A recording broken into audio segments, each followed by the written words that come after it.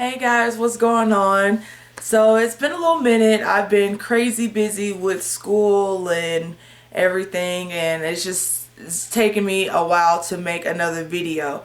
But this particular video, I'm going to talk about lock issues, lock malfunctions, lock thinning. Um, I have been locked for 16 months now, so a couple months shy of my year-and-a-half anniversary. And for the most part, I haven't really been tracking any of my issues. So this video is going to talk about the issues that I've been having and how I've been dealing with them. So I started my hair with the comb coil method, and I had really no experience on how to do it. I just kind of looked at videos and I just did it. And I realized too late that I should have left the ends out. Damian Walter, he's a really famous YouTuber and also a professional loctician, and he does natural hair and all that good stuff. And I noticed how he leaves the ends out on his comb coils. So when it goes through its budding process, that loose hair is going to turn into the bud, and it also thickens up. Maybe around 5 or 6 months, I don't know, I gotta go back, but I had to use a crochet needle to push my ends back up into my locks because they were starting to really thin. And that's because I comb coiled the entire head instead of leaving some of the ends loose. That's just for my hair. Some hair it seems to thicken up, but my hair it stayed the same width the whole way through for the most part. So because of that, I had in the back where I have thinner hair, I had a lot of thin locks like this one. It's starting to thicken up right here, but that's just because I have stopped twisting every 2 weeks and started twisting once a month. But for the most part, all this thin stuff I do not like. So for some of them, I did a 2-strand twist. This is 2 locks. This is a really thin one. I guess I just had smaller parts right here. So I combined them and put a rubber band on the end, and then once that combined and doesn't come out, I'll take that rubber band off of the end. So that's one way to fix thinning locks is 2-strand twist. And another way, which I'll show you, is when you take 2 locks and you put it together and put a rubber band about right here, so that part will merge together. The roots where it's thin at and you don't want to pop off, that part can merge together and you can have the 2 ends. This is for when you have really thin roots but the lock itself is thick. So when you have the whole lock that's thin, use the 2-strand twist method. But if you have the thin root and thick locks, you can just combine the root and leave the ends alone. And that's what I did with a few of them. And once the roots combined, I don't have another one, but I'll show you what I did. So this is 2 of them.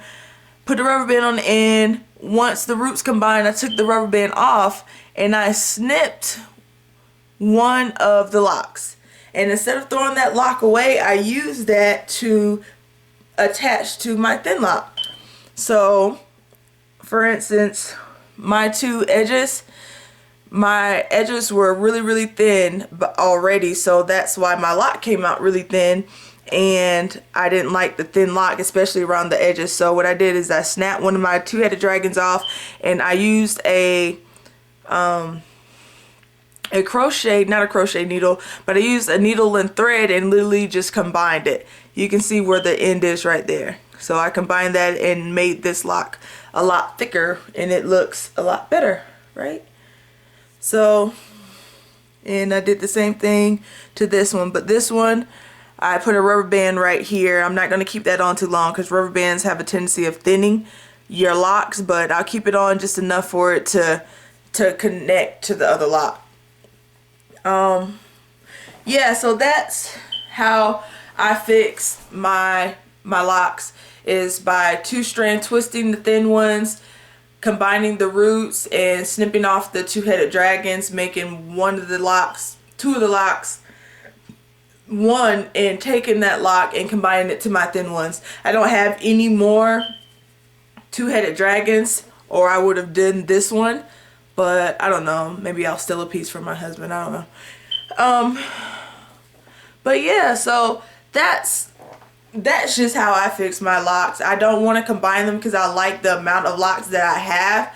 I like the fact that they are thickening up. It's not all of my locks that are thin, it's just some of them, because the top of my head they're really thick, and then the back of my head they're thin. So I guess that's just how my hair grows, and I just had to kind of compensate or fix the issue. So yeah, that's just how you fix some locks. It's a little bit time consuming, but it's really easy, and it doesn't cost any money, and I mean, nobody can really tell but you. So real quick here, and I wet my hair because it was just, you know how when your hair gets really when it gets really dry and crunchy or whatever, you can't really see the length of the lock. So I just mist my hair slightly wet, if you're wondering what that whitish color is, just so I can show you guys. I don't know if y'all can see that, the length.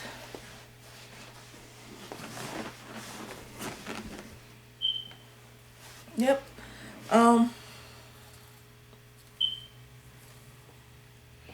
As far as the color, this is oh yeah, and I did also, I gotta show you another one that I did.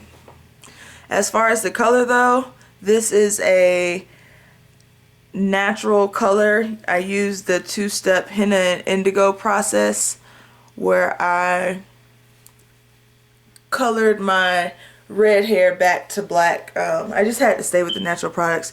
But this is another one I had.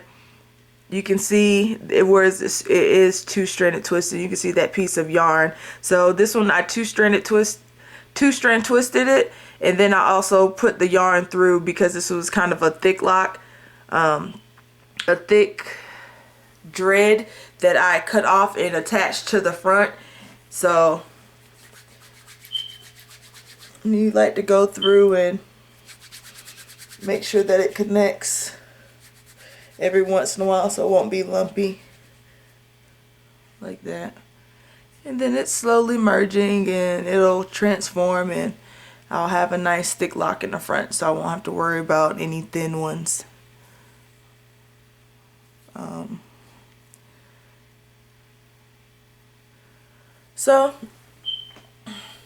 Yeah, that concludes the end of this video. If you like this video, leave me a thumbs up or comment. I read all of my comments. I love comments, by the way. You can follow me on Instagram at naturalbeauty0214. Thanks again. I'll talk to you later. Signing out. Bye.